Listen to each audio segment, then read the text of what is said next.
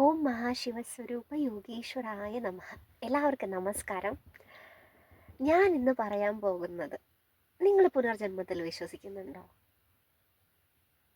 എന്നോട് ചോദിച്ചാൽ ഞാൻ വിശ്വസിക്കുന്നുണ്ട്. കാരണം എനിക്ക് ചില പ്ലേസസ് കാണുമ്പോൾ ദെജാവു മൊമെൻറ്റ്സ് എന്ന് പറയാറില്ലേ, എവിടെയോ കണ്ടു മറന്നു പോലെ എന്നുള്ളൊരു ചിന്ത വരാറുണ്ട്.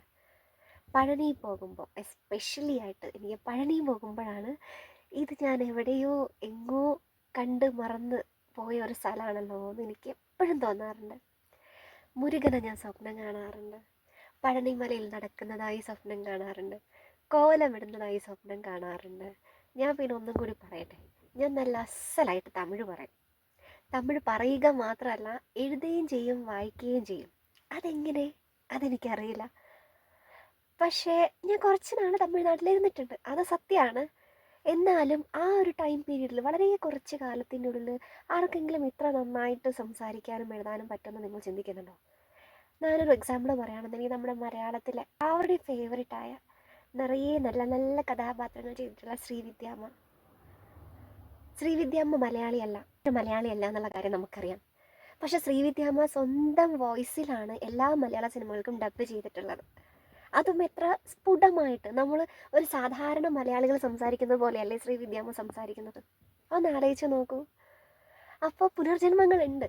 നമ്മൾ ഏതൊക്കെയോ ഒരു ജന്മങ്ങളിൽ എവിടെയൊക്കെയോ നമ്മൾ ജനിച്ചിട്ടുണ്ട്. അതിൻ്റെയൊക്കെ ഓർമ്മകൾ നമ്മുടെ ആത്മാവിനറിയാം. അത് നമുക്കാണത് തിരിച്ചറിയാൻ പറ്റാത്തത്. പക്ഷെ ചില സ്ഥലങ്ങളിൽ നമുക്ക് പോകുമ്പോൾ നമുക്ക് ഇവിടെ എവിടെയോ കണ്ടു മറന്ന സ്ഥലങ്ങളായിട്ടും ചിലവരുടെ ശബ്ദങ്ങൾ കേൾക്കുമ്പോൾ ഇത് എവിടെയോ കേട്ടു മറന്നൊരു ശബ്ദമാണല്ലോ എന്നും എനിക്ക് പല പ്രാവശ്യവും തോന്നിയിട്ടുണ്ട്.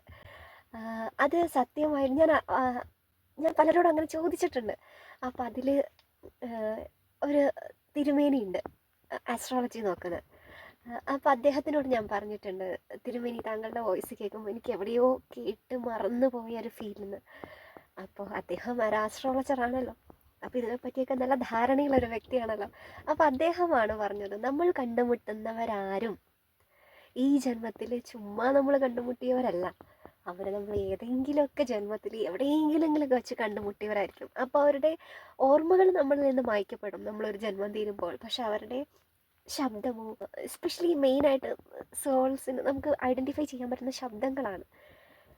അപ്പോൾ എന്നോട് തിരുമേനി പറഞ്ഞിട്ടുണ്ട്, അപ്പോൾ എന്തെങ്കിലുമൊക്കെ ബന്ധങ്ങൾ നമ്മൾ തമ്മിൽ ഉണ്ടായിരുന്നിരിക്കണം, അതുകൊണ്ടാണ് നിനക്ക് എൻ്റെ ശബ്ദം ഐഡൻറ്റിഫൈ ചെയ്യാൻ പറ്റിയതെന്ന്.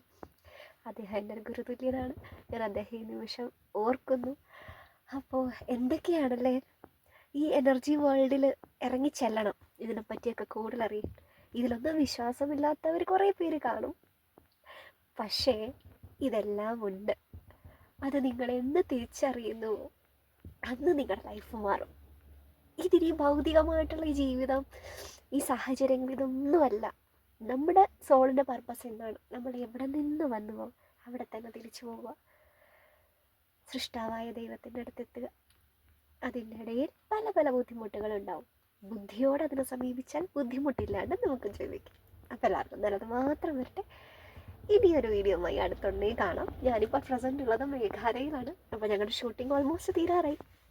എൻ്റെ ക്ലാസ്സസൊക്കെ കുറേ പെൻഡിങ്ങാണ്. എൻ്റെ ജ്യോതിഷത്തിൻ്റെ ക്ലാസ്സസും ടാരോ ക്ലാസ്സസും അങ്ങനെ എല്ലാ ക്ലാസ്സസും പെൻഡിങ്ങാണ്. വീട്ടിൽ പോയിട്ട് വേണം എല്ലാം ഒന്ന് കവറപ്പ് ചെയ്തെടുക്കാൻ. കുറച്ച് ഞാൻ ബുദ്ധിമുട്ടേണ്ടി വരും, അതെനിക്കറിയാം. എന്നാലും കുഴപ്പമില്ല, ഇതാണല്ലോ ജീവിതം. അപ്പോൾ എല്ലാവർക്കും നല്ലത് മാത്രം വരട്ടെ, നല്ലത് മാത്രം ചിന്തിക്കുക. ഹരി ഓം തത്സത്.